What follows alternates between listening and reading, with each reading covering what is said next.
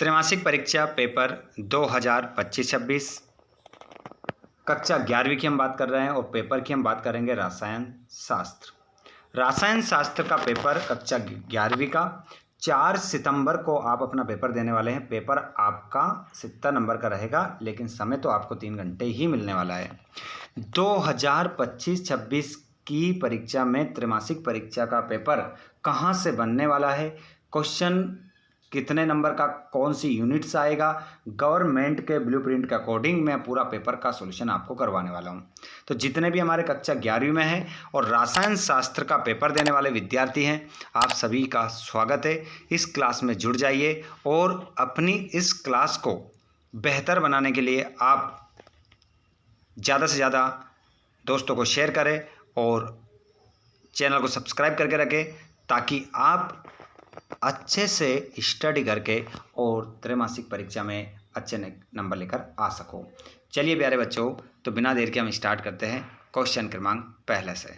आपके लिए निर्देश दिए हैं कि देखिए यहाँ पर रसायन शास्त्र का पेपर कक्षा 11वीं का 2025-26 के लिए त्रैमासिक परीक्षा के लिए लोक शिक्षण संचालक के द्वारा कुछ क्वेश्चन आपको प्रोवाइड करवा दिए गए हैं कि इस त्रैमासिक पेपर में पूरा पेपर इसी में से बनना चाहिए, और उन्होंने ब्लूप्रिंट जारी करी है। ये ब्लूप्रिंट है, देखिए आप देख सकते हैं। इसमें उतना ही सिलेबस दिया है जितना त्रैमासिक में आने वाला है। इसी में से पूरा हल मैं आपको करवाने वाला हूँ। पेपर एक पेपर भी उन्होंने जारी किया है, कौन से चैप्टर से कितने नंबर का क्वेश्चन आ रहा है ये भी उन्होंने बताया है। जैसे कि यहाँ पर पहला जो पार्ट रहेगा ना आपका, रासायन विज्ञान की मूल अवधारणा, ये पहला इकाई है आपका, पहला चैप्टर है। इससे 18 नंबर का आएगा। तो मैं आज आपको हल करवाने वाला हूँ। 2 सही विकल्प आएंगे, एक रिक्त स्थान आएगा, 2 सत्य आएंगे, सही जोड़ी में 1 आएगा, एक शब्दमुत्तर 1 आएगा, और 2 नंबर के 2 आएंगे, 3 अंक का 1 आएगा और 4 अंक का 1 आएगा।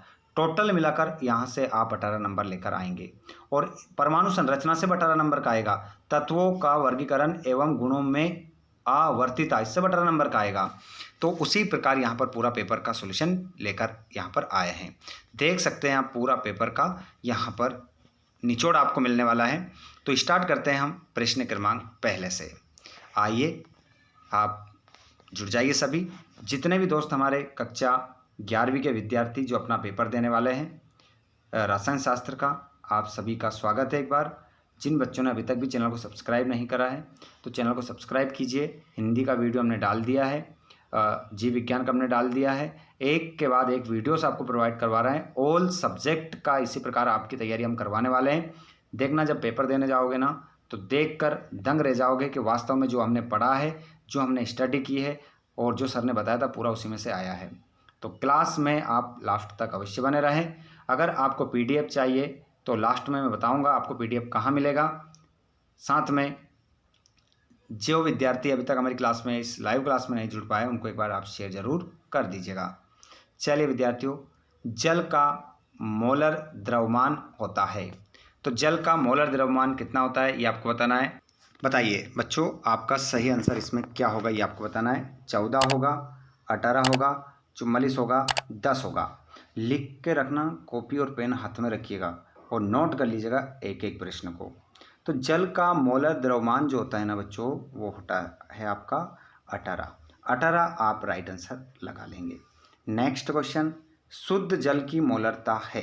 तो शुद्ध जल की जो मोलरता होती है वो कितनी होती है? 18, 50, 55, 100। तो इसमें आपका सही उत्तर हो जाएगा 55।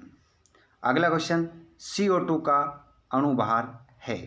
तो 88 है, 44 है, 18 है, 38 है। तो इसमें आपका जो करेक्ट आंसर हो जाएगा वो 44 हो जाएगा।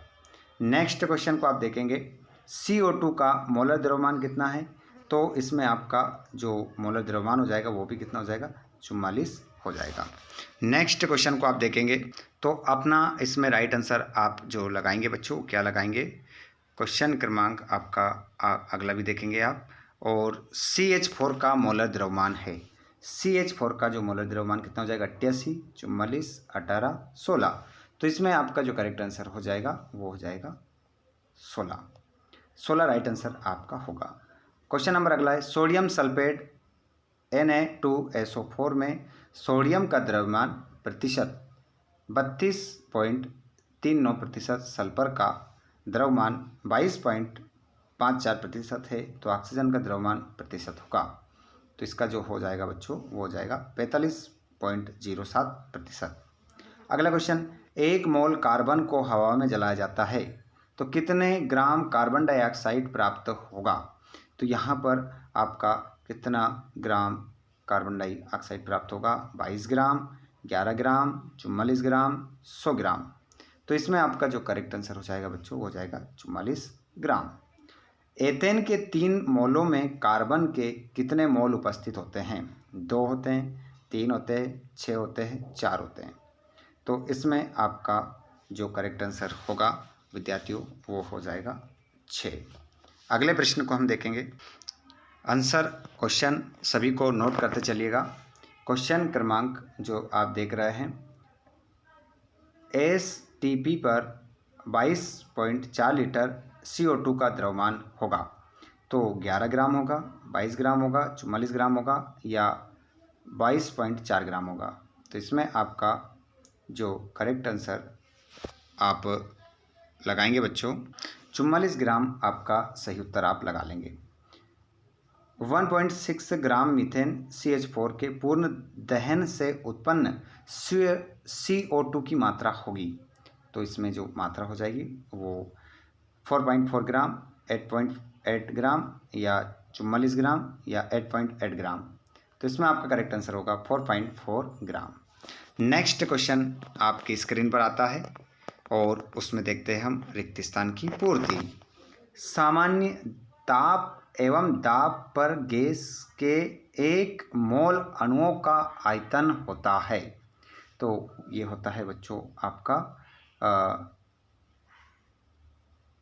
करेक्ट आंसर इसमें आप लिखेंगे 22.4% होता है। पहले वाले खालिस्तान में आप यहाँ पर फिल करेंगे इसको। विलयन की सांद्रता व्यक्त करने की वह विधि जो तापमान परिवर्तन से प्रभावित होती है कहलाती है, तो इस खालिस्तान में आपका क्या आएगा? मोलरता। क्या कहलाती है? मोलरता कहलाती है।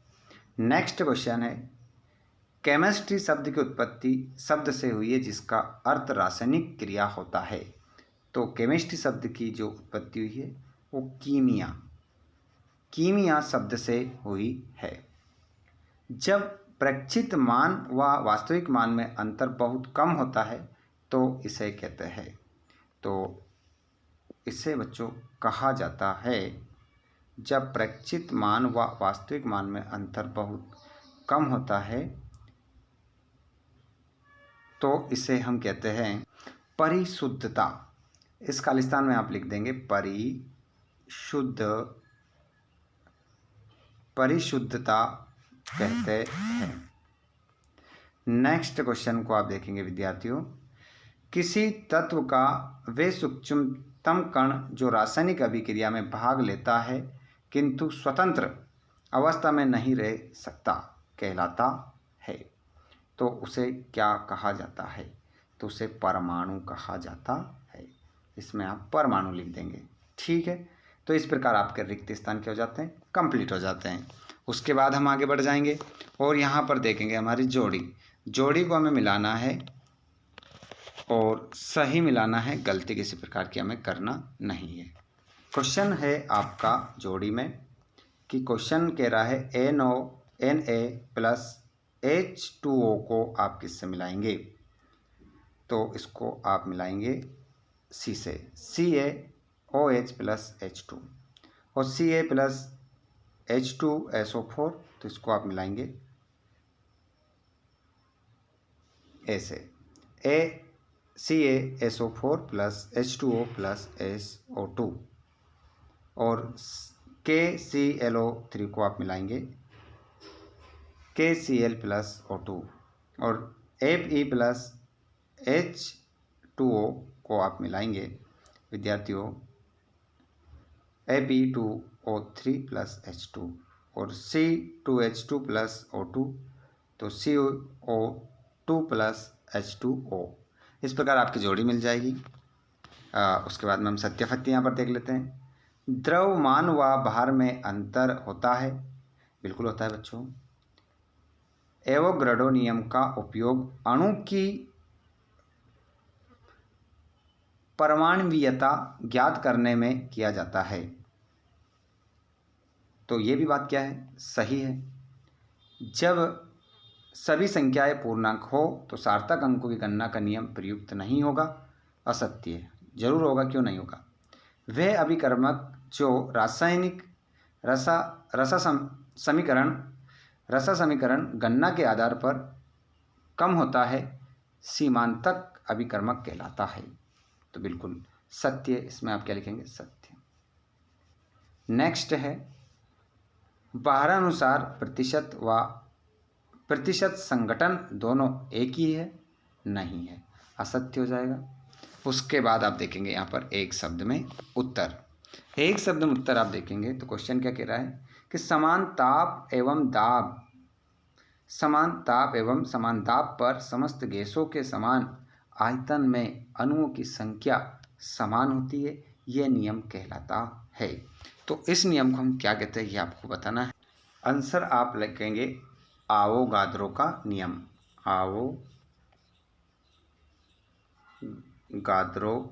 आवोगाद्रो का नियम होता है। अगला क्वेश्चन है, 4 मोल CH4 का भार लिखिए। तो इसका हो जाएगा 64%। अगला है, आणविक सूत्र को मूल अनुपाती सूत्र में कैसे प्राप्त करेंगे।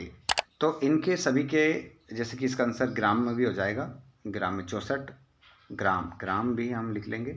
और साथ में इनके जो आंसर है वो मैं आपको बता देता हूँ कि आंसर थोड़े से लैंग्वेज आपको यहाँ पर बतानी पड़ेगी, तब आप लिख पाएंगे। तो आणविक सूत्र और स्टाइकियोमेट्री को एक वाक्य में समझाइए, वैज्ञानिक संकेतन को किस प्रकार व्यक्त करेंगे, ये मैं आपको लिखे हुए बता दूंगा, चिंता न करें सभी के आंसर। अब इस चैप्टर से 2 अंक का एक प्रश्न आने वाला है। कौन सा क्वेश्चन आएगा वो देख लीजिए, 2-3 क्वेश्चन देख लीजिए, ज़्यादा नहीं देखना है, और इनमें से आपका एक आ जाएगा। उसके बाद में 3 अंक के इनमें से आ जाएगा। 3 अंक के 3 प्रश्नों में से एक आ रहा है, आपका याद रख लेना। और यहाँ पर 4 अंक का इनमें से आ रहा है, ठीक है। इस प्रकार ये यूनिट आपकी क्या होगी बच्चों, कंप्लीट होगी। उसके बाद में यूनिट नंबर 2 आएगी, जिसमें से आपके पेपर में कितने नंबर का आने वाला है, 18। 2 यूनिट अगर मैंने करवा दी तो आपका पेपर कितने नंबर का बनेगा, 36 नंबर का, जो 100% आपको त्रैमासिक में देखने को मिलने वाला है, ठीक है। अब यूनिट मैं आपको दूसरे वीडियो में प्रोवाइड करवाऊंगा। यूनिट नंबर 2 वीडियो नंबर 2 में मिलेगी आपको। और अब मैं बता देता हूँ, अगर ये पूरा PDF आपको चाहिए, देखिए सभी यूनिट, जितनी भी यूनिट त्रैमासिक में आने वाली है, पूरी यूनिट है ये, सभी यूनिट आप स्क्रीनशॉट भी ले सकते हैं। इसका PDF प्राप्त करने के लिए आप हमारे टेलीग्राम चैनल, बस ये इतना ही आएगा, ठीक है। और थोड़ा सा और बचा इसमें, टेलीग्राम चैनल व्हाट्सएप ग्रुप से ऐड हो सकते हैं, जिसकी लिंक हमने डिस्क्रिप्शन में डाल रखी है। और फिर भी यदि आप किसी प्रश्न का क्वेश्चन पूछना चाहते हैं, जवाब पूछना चाहते हैं, तो आप हमें फेसबुक पेज पर फॉलो करें और आप हमें इंस्टाग्राम पर फॉलो करें। वहाँ पर आपके सभी प्रश्नों के जवाब आपको डायरेक्ट हमारे द्वारा दे दिए जाएंगे। देख सकते हैं ये आपका पूरा क्वेश्चन पेपर जो बनने वाला है, पूरे के पूरे क्वेश्चन आपके यहाँ से बनने वाले हैं। इस प्रकार आपका कंप्लीट हो जाता है। अब ये वीडियो शेयर आप ज़रूर कर दें अपने दोस्तों को, अपने सभी भाई बहनों को शेयर कर दीजिएगा, ताकि उनका त्रैमासिक पेपर बेहतर बन सके और बेहतर हो सके। धन्यवाद, थैंक्स फॉर वॉचिंग, जय हिंद।